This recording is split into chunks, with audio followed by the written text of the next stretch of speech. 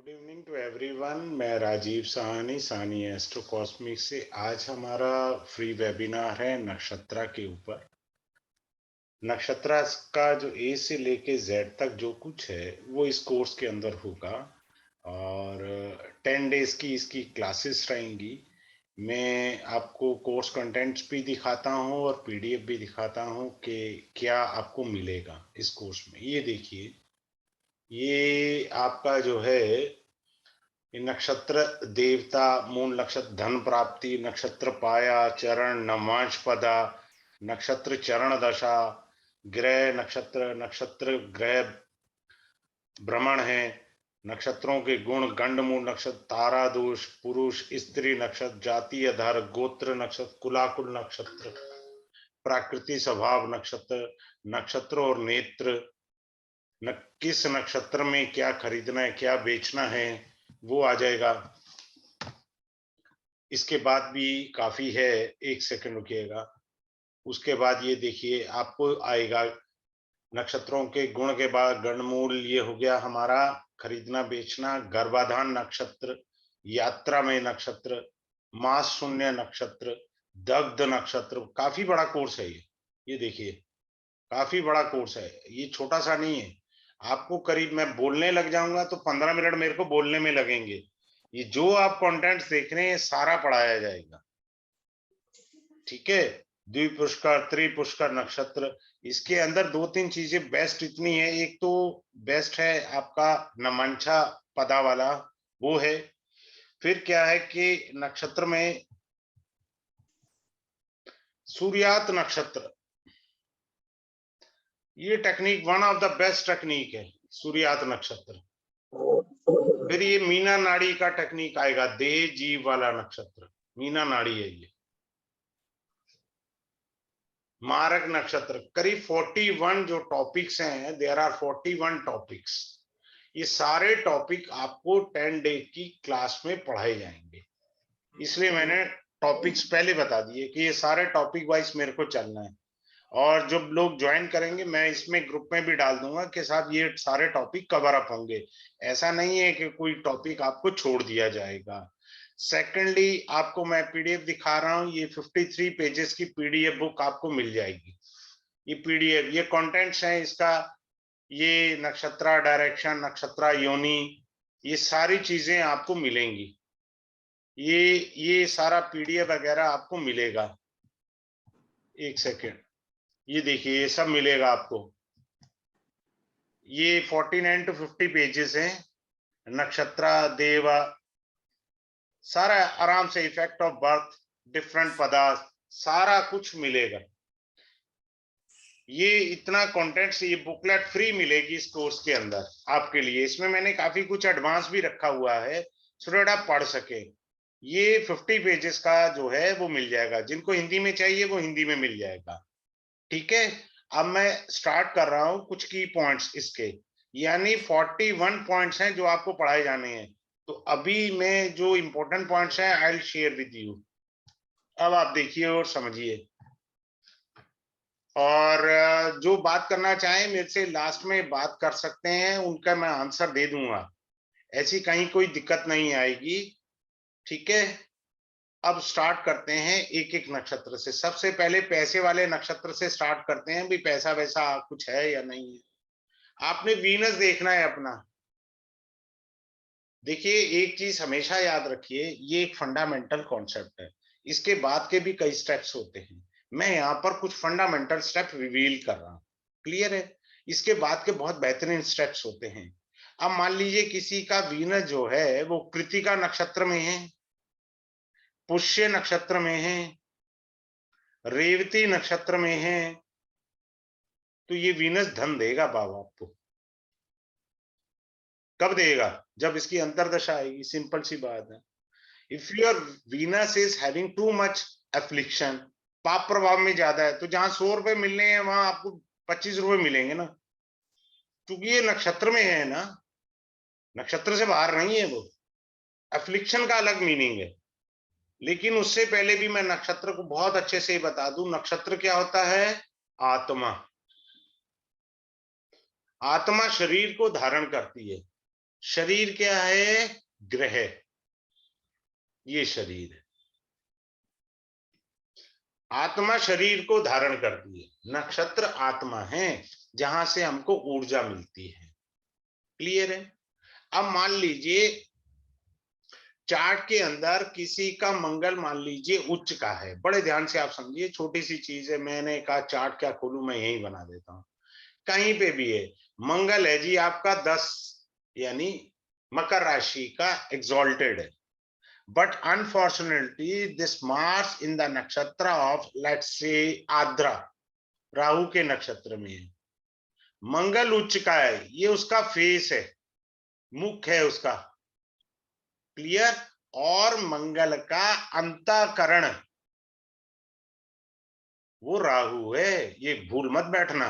अब ये जो पंचम महापुरुष राजयोग बना के बैठा था मंगल, रोचक योग बनाकर बैठा था, वो काफी हद तक कमजोर हो चुका है, क्योंकि नक्षत्र जो उसका अंतःकरण है वो राहु चला गया, वो राहु का फल देगा। इस तरह से नक्षत्र को हमें बड़ी बारीकी से समझना है। मैं एक एक करके बहुत सारे अच्छे की पॉइंट सिखाऊंगा आपको, इसी क्लास के अंदर आप सीख के बड़ा फायदा उठा सकते हैं। नक्षत्र चरण होते हैं, नक्षत्र चरण जो हैं हमारे 4 होते हैं चरण। 4 चरण का अर्थ होता है 0 डिग्री से 3.20 हो गया। क्लियर है? ये 3.20 से 6.40 हो गया, 6.40 से ये हो गया आपका 13-20 डिग्री। डिग्री यहां लिखते हैं, कला विकला इधर आता है। अब 13-20 से आ गया, ठीक है। तो 4 चरण का हम लोग देखेंगे, इसको अच्छे से समझेंगे बारीकी से। अब आते हैं, हम लोग कहते हैं कुछ चीजें हमें on the train at a glance वाली बात हो जाती। पाया होता है हमारा, पाया, किस पाए में बच्चे का जन्म हुआ, आप अपना पाया चेक करें, वहां से भी आपको सूत्र मिल जाएंगे। पाया 4 प्रकार के होता है, एक रजत होता है, रजत को चांदी बोलते हैं, रजत को चांदी बोलते हैं। ताम्र होता है, फिर आपका स्वर्ण होता है, फिर आपका लोह होता है, लोहे का पात होता है। ये चरण होते हैं, 4 चरण में बच्चे का जन्म होता है। अब जो 4 चरण होते हैं, सीधा सा सूत्र है, आद्रा से 12 नक्षत्र तक, आद्रा से 12 नक्षत्र तक होता है। ठीक है। अब हम अभी यहां पर मैं आपको चांदी वाला प्रॉपर सिखा देता हूं। अब जैसे किसी का रजत में जन्म हुआ है, कैसे पता लगेगा, यानी चांदी। आपने चंद्रमा देखना है, आद्रा, पुनर्वसु, पुष्य, आश्लेषा, मघा, पूर्वा फागनी, उत्तरा फागनी, हस्त, चित्रा, स्वाति, विशाखा, अनुराधा, इनमें जन्म होने से, यानी चंद्रमा इनमें होने से चांदी का पाया माना जाता है, जिसे शुभ माना जाता है। सबसे खराब लोहे के पाए में जन्म माना जाता है, जीवन में बहुत संघर्ष देता है। हमको मालूम पड़ जाता है overall picture of our life. अगर हमको अपनी लाइफ की पिक्चर को समझना है एक शॉट में, तो हमको समझ आ जाएगा। फिर आता है हमारा सात्विक नक्षत्र कौन से होते हैं। सात्विक नक्षत्र किन के माने जाएंगे भाई? 2 ही तो सात्विक हैं, बृहस्पति है ग्रह, बृहस्पति का पुनर्वसु, विशाखा और बुध है। ये सात्विक नक्षत्र की कैटेगरी में आते हैं। राशिक नक्षत्र में कैटेगरी में कौन से ग्रह हैं जिनके नक्षत्र आएंगे? सूर्य है, चंद्रमा है, शुक्र है। अर्थात basically you can say in other word materialistic life. तामसिक नक्षत्र में कौन से आते हैं? जो सिर्फ भोग ही करना जानते हैं, इससे ऊपर उनकी बुद्धि नहीं है, वो है मंगल। 4 पापी ग्रह होते हैं, उन्हीं के नक्षत्र हैं, राहु और केतु। गंडमूल नक्षत्र जो होते हैं वो 3 बुध के हैं और 3 जो हैं वो केतु के हैं। ये 3-3 नक्षत्र हैं गंडमूल के। पूरा डिटेल में ए से लेके जेड तक पूरी बारीकी से किस नक्षत्र में, गंडमूल के नक्षत्र में राजयोग छुपा है, वो आपको पढ़ाया जाना है। ठीक है। फिर इसके बाद आता है तारा दोष। तारा दोष बहुत इंपॉर्टेंट है। कुंडली में 3, 5, 7 ये तारा दोष होता है। यानी जन्म नक्षत्र, किसी का अश्विनी में जन्म हुआ, अश्विनी के बाद कृतिका आता है, फिर भरणी आता है, सॉरी अश्विनी, भरणी, फिर कृतिका आया तीसरा नक्षत्र। तो तीसरा नक्षत्र तारा दोष में चला गया। अगर आपका मान लीजिए मिथुन लगन है, राजयोग कारक ग्रह बना शुक्र, शुक्र कृतिका में चला गया। अभी मैंने बोला शुक्र कृतिका में जाएगा धन देगा, पर बाई चांस ये तारा दोष में चला गया ना यार, अब गड़बड़ हो गई। तो तारा दोष में जाने से ग्रह कमजोर हो जाता है, उसकी पावर कमजोर हो जाती है। आगे चलते हैं। एक पुरुष नक्षत्र होते हैं, उनको समझने का प्रयास करिए। पुरुष नक्षत्र के अंदर जैसे मान लीजिए पुरुष नक्षत्र हैं आपके अश्वनी, इसका मैं मीनिंग समझाता हूं, 2 ही लिख देता हूं, टाइम वेस्ट होगा ऐसे। पुनर्वसु और पुष्य, हस्त। अब मान लीजिए किसी स्त्री का जन्म हुआ है, ये नक्षत्र तो पुरुष के हैं, उसके अंदर पुरुष तत्व वाले गुण आएंगे। एक होता है ना, परमात्मा ने स्त्री को कोमलता दी है, पुरुष को पुरुषार्थ वाली अहम वाला तत्व दिया है। अहम तत्व अलग होता है, कोमलता अलग होती है। जब किसी स्त्री का जन्म पुरुष नक्षत्र में है तो पुरुषों वाले काम, पुरुषार्थ वाले काम वो करने में अग्रणी हो जाती है। She will come up. ठीक है, तो उस तरह से आ जाएंगे। अब आते हैं कुलाकुल नक्षत्र। कुलाकुल, मैंने इसके ऊपर 2 मिनट की वीडियो बनाई है। अब आप बताते हैं, जैसे इसमें 3 नक्षत्र आएंगे। एक कुलाकुल में आएगा, पहला नक्षत्र अकुल आता है, अकुल के बाद दूसरा नक्षत्र आता है कुल, तीसरा नक्षत्र आता है कुलाकुल। अकुल नक्षत्र के अंदर मीनिंग क्या है पहले तो ये समझना है। अकुल नक्षत्र में मान लो कोई उत्तराषाढ़ा में पैदा हुआ है, या श्रवण में पैदा हुआ है, रेवती में पैदा हुआ है, पुनर्वसु में पैदा हुआ है, तो वो अपने पिता से आगे बढ़ेगा। यानी जो पिता का जितना आय स्रोत था उससे कहीं आगे उनका बेटा हो या बेटी हो, आगे जाएंगे। ये पक्की बात है, क्योंकि वो अकुल नक्षत्र में उसने जन्म लिया। क्लियर है। फिर आते हैं अगले पॉइंट के ऊपर। आपको स्थिर नक्षत्र बताए जाएंगे। चर नक्षत्र होते हैं, क्रूर नक्षत्र होते हैं, तीक्ष्ण नक्षत्र होते हैं, लघु नक्षत्र होते हैं और सामान्य नक्षत्र होते हैं। अब आते हैं स्थिर नक्षत्र में क्या करना चाहिए जी। जैसे स्थिर नक्षत्र मैं बता रहा हूं आपको। स्थिर नक्षत्र जैसे उत्तरा फाल्गुनी है, तीनों उत्तरा ले लीजिए, मैं यहां लिख देता हूं तीनों उत्तरा। ठीक है, रोहिणी भी हो गया। ये नक्षत्र के अंदर आप गवर्नमेंट जॉब करना चाह रहे हैं, आप ज्वाइनिंग कर रहे हैं, आप इस नक्षत्र में ज्वाइन करिए। आपका ट्रांसफर हो गया, आप चाहते हैं मेरा दोबारा ट्रांसफर ना हो, ये स्थिर नक्षत्र हैं, स्टेबिलिटी देने वाले।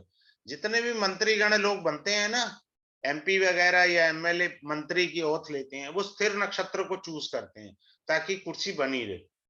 स्थिर नक्षत्र का अर्थ ये है, आप दुकान खोलना चाह रहे हैं, नया मुहूर्त करना चाह रहे हैं दुकान का खोल करके, तो स्थिर नक्षत्र में आप करिए, आपकी दुकान चलेगी। स्टेबिलिटी के लिए है नक्षत्र। बाकी चर के लिए जो है वो कार के लिए यूज होता है, ये लड़ाई झगड़ा कोर्ट केसेस के लिए होता है। ये सारा मैं क्लास के अंदर आपको अच्छे से बताऊंगा। फिर क्या होता है, नेत्र वाले नक्षत्र कौन से होते हैं। नेत्र वाले जो नक्षत्र होते हैं वो होते हैं अंधलोचन, अंधलोचन। फिर आता है मंदलोचन, फिर आता है मध्यलोचन, फिर आता है सुलोचना। ये नक्षत्र आएंगे जी आपके पास। ये बेसिकली कोई चीज गुम जाए, चाहे हफ्ते पहले गुमी हो, हमें लेना देना नहीं है, ठीक है ना।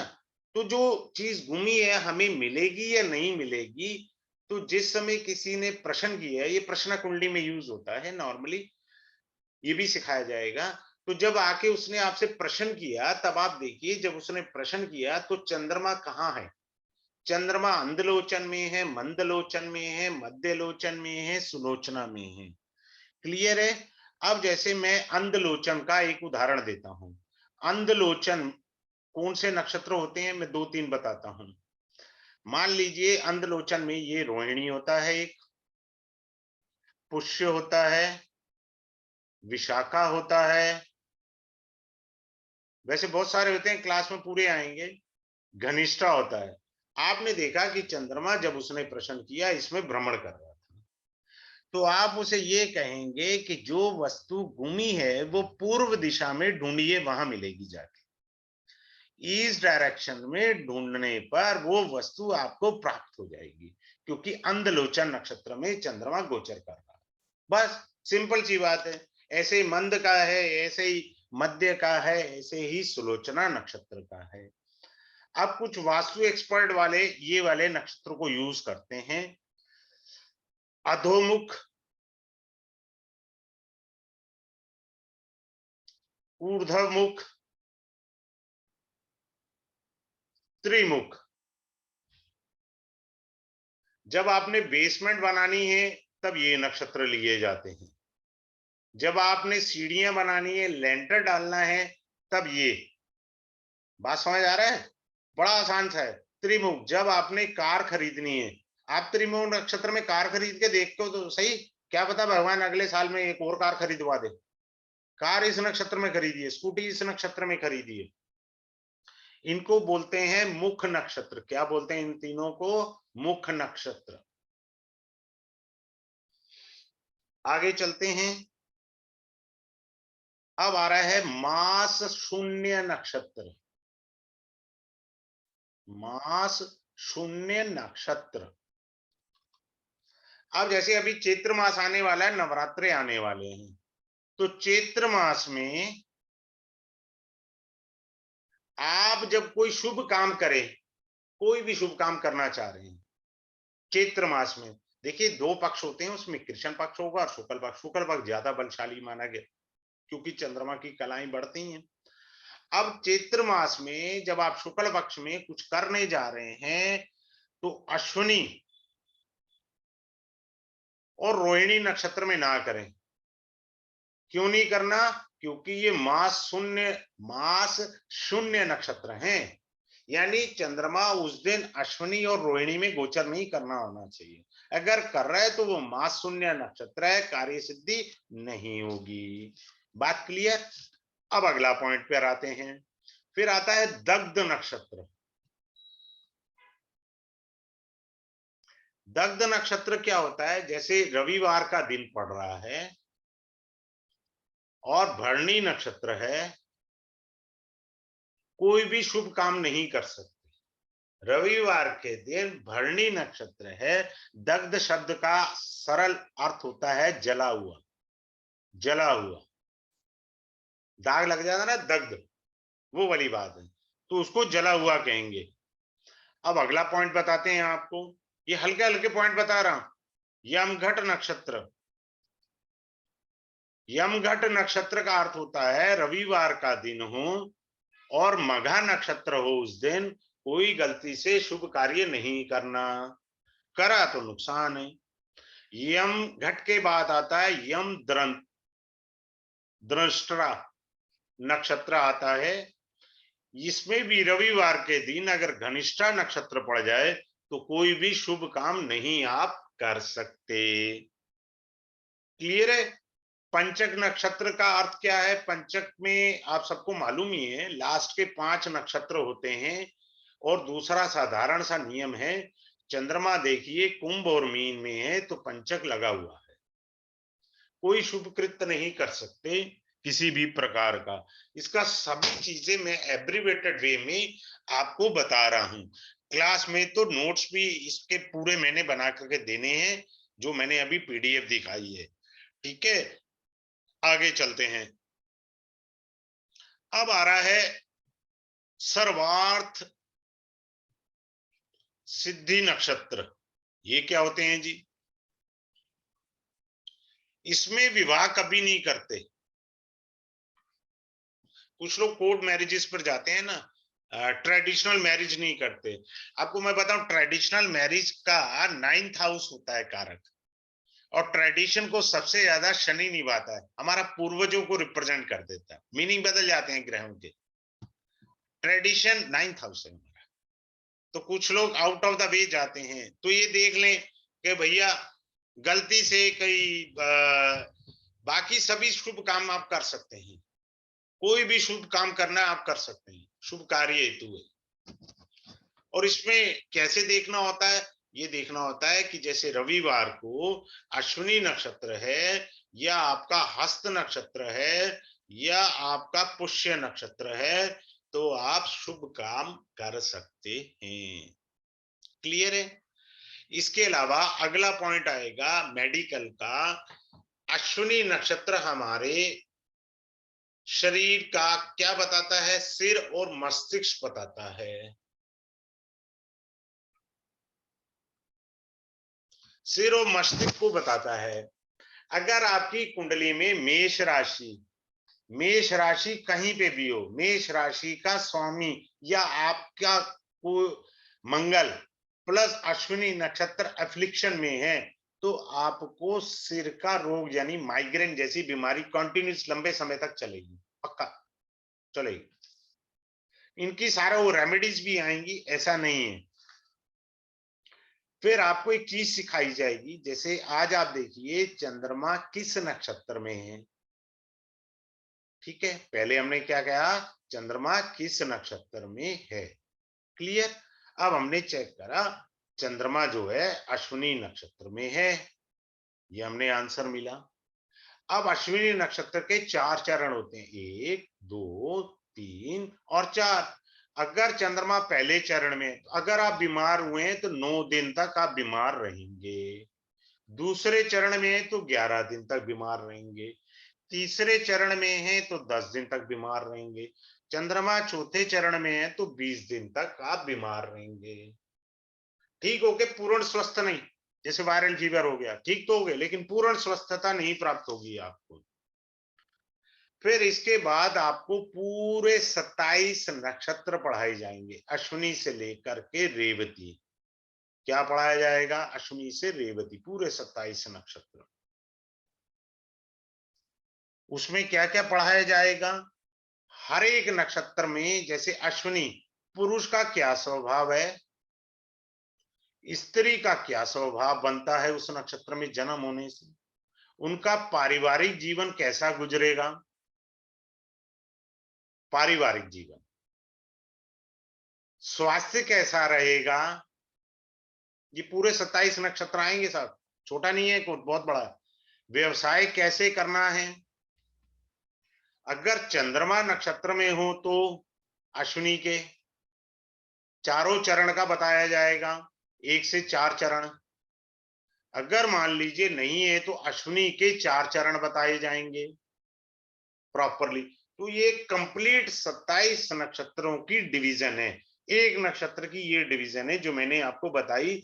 ये डिवीजन डिटेल में आपको क्लास में पढ़ाई जाएगी 27 नक्षत्रों की। फिर एक सबसे इंपॉर्टेंट पॉइंट आता है पीड़ित नक्षत्र। भाई साहब, पीड़ित नक्षत्र कैसे जानेंगे? गोचर से भी और नेटल से भी, गोचर एंड नेटल चार्ट से, यानी कुंडली से हमें देखना है। अगर नक्षत्र पीड़ित है, मान लीजिए किसी का विशाखा नक्षत्र पीड़ित है, तो विशाखा के स्वामी बने जुपिटर। तो जुपिटर जिन चीजों का कारक तत्व है, जिन भावों का आपकी कुंडली में स्वामी हैं, वहां के फल आपको अच्छे से प्राप्त नहीं होंगे। सिंपल सी बात, वहां वो कमी हो गई। बृहस्पति मान लीजिए चाहे उच्च का हो, लेकिन अगर वो नक्षत्र पीड़ित हुआ, जुपिटर का कोई भी नक्षत्र, 3 नक्षत्र होते हैं, तीनों में से कोई नक्षत्र पीड़ित हुआ तो भाई साहब गई भैंस पानी में। पुनर्वसु जैसे दूसरा भी नक्षत्र इनका है। आगे चलते हैं। अब आपको मानस नक्षत्र बताते हैं।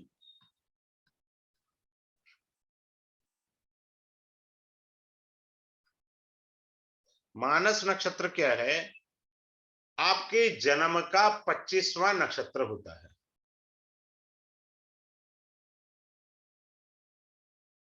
अगर ये आप अपना चेक कर लीजिए, जन्म का 25वां नक्षत्र है, गोचर में यदि कमजोर है, मानसिक तनाव देगा, हेल्थ इशू कर देगा, कोई दुख वाली खबर आपको सुननी पड़ सकती है।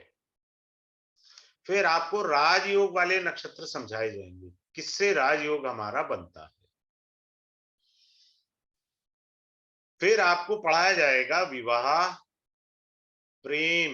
प्रेम वाले कौन से नक्षत्र हैं भाई साहब, इन सब की विवेचना आपको कराई जाएगी। अनुराधा वालों को बहुत शौक होता है। अनुराधा का अर्थ होता है मित्रता, साधारण भाषा में। बट क्लास में मैं डिटेल में चलूंगा, यहाँ तो मैं आपके साथ अच्छे से कर रहा हूं। लता नक्षत्र, लता नक्षत्र का, लता शब्द का पहले अर्थ पता होना चाहिए, फिर आगे नक्षत्र समझ। लात मारना, लात मारना। अब इन लता नक्षत्र के अंदर आता है पुरोलता नक्षत्र। पुरोलता नक्षत्र किसकी होती है? सूर्य की होती है, मंगल की होती है, बृहस्पति की होती है और शनि की होती है। ये पुरोलता नक्षत्र होते हैं। जब जब ग्रह इन नक्षत्रों में गोचर करेंगे, विशेष तगड़ी वाली हानि करके जाते हैं। आदमी पकड़ता रह जाता है, यार मेरे ग्रह थे, गोचर था, सब ठीक था, समझ नहीं आया। अरे भैया लता दोष देख लो ना।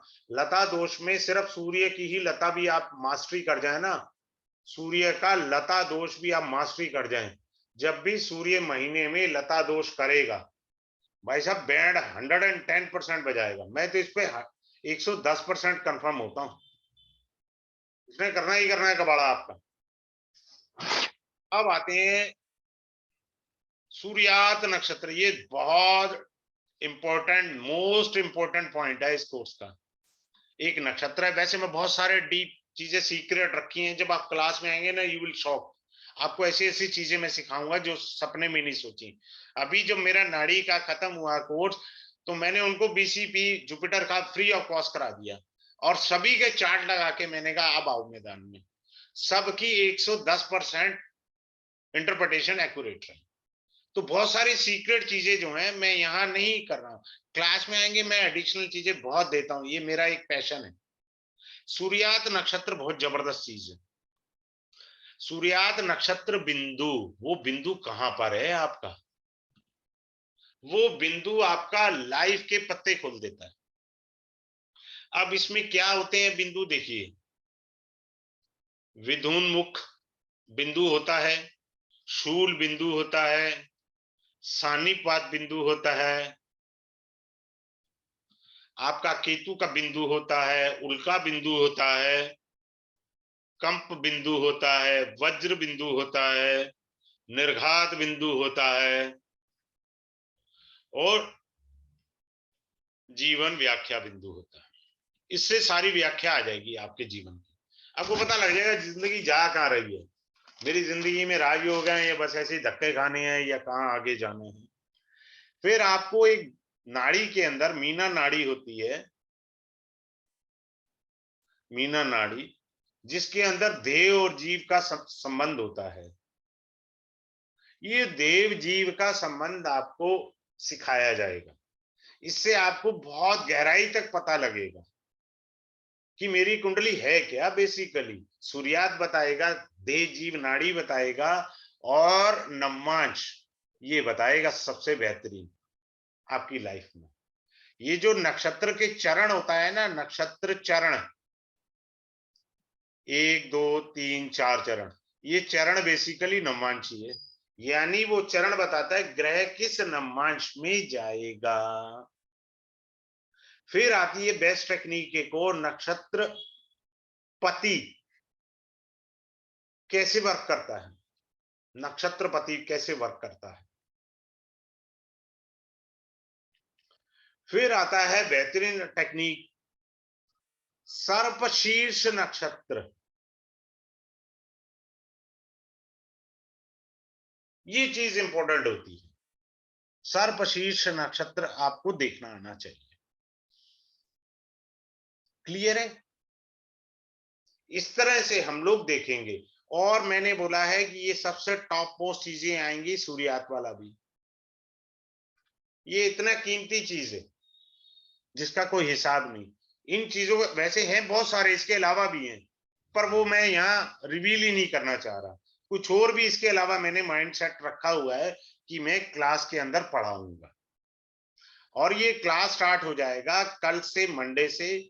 बड़ा कंफर्ट टाइम रखा हुआ है मैंने आप लोगों के लिए।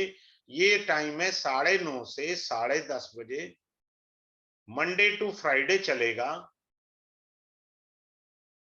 डेली क्लास होना है, यूट्यूब रिकॉर्डिंग मिलेगी आपको, प्लस 10 डेज का कोर्स रहेगा। 10 डेज, 2 वीक्स कह लीजिए, 2 वीक्स का रहेगा। फीस इसका 5333 है ओनली। आपको पीडीएफ मिलेगा, प्लस पीडीएफ नोट्स हैं, आपको बुकलेट मिल जाएगी फ्री ऑफ कॉस्ट, उसमें कोई कुछ नहीं है। पीडीएफ भी मिलेगी आपको, प्लस बहुत कुछ मिलेगा, मेडिकली भी मैं बहुत कुछ इसमें आपको बेहतरीन बताऊंगा। क्लियर है? किसी की कोई क्वेरी हो तो मेरे से वो अनम्यूट करके पूछ सकते हैं, मैं उन्हें बता सकता हूं। मैंने जानबूझ के ज्यादा डिटेल में नहीं कहा। किसी की कोई भी क्वेरी है वो अनम्यूट करके पूछ सकते हैं मेरे से।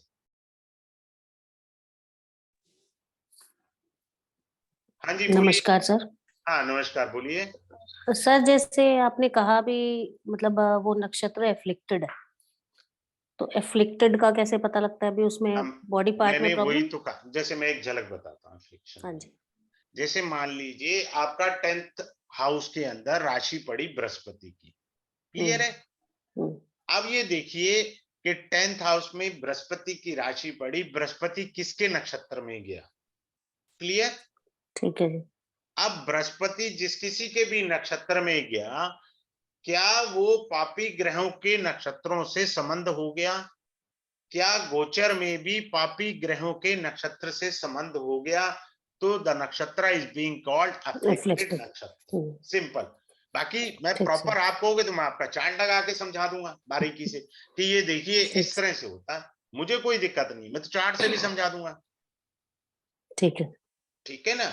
किसी और का कोई क्वेरी है तो मुझे आप बताइए।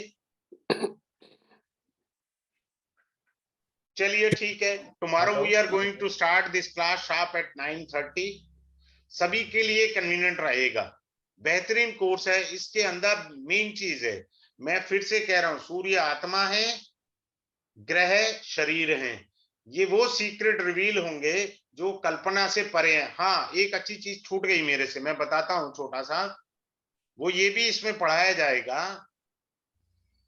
कि जैसे मान लीजिए किसी का बृहस्पति जो है वो आद्रा के चौथे चरण में है। क्लियर? चौथे चरण में है। तो ये चौथा चरण दशा में क्या प्रभाव देगा, दशा में कैसे प्रभावित करेगा, ये बहुत जबरदस्त टेक्निक है। हमको मतलब पता चरण लग जाता वाइज है जो बड़ी इफेक्ट होएगा, अच्छे से। ठीक है सर। ओके। ठीक है, तो कई तरह की टेक्निक्स हैं जो मैं यहाँ नहीं कह पाया, बट मैं क्लास के अंदर I will reveal you each and every technique. Okay have sir. A good day. Thanks to all of you okay, for joining the नमस्कार। क्लास।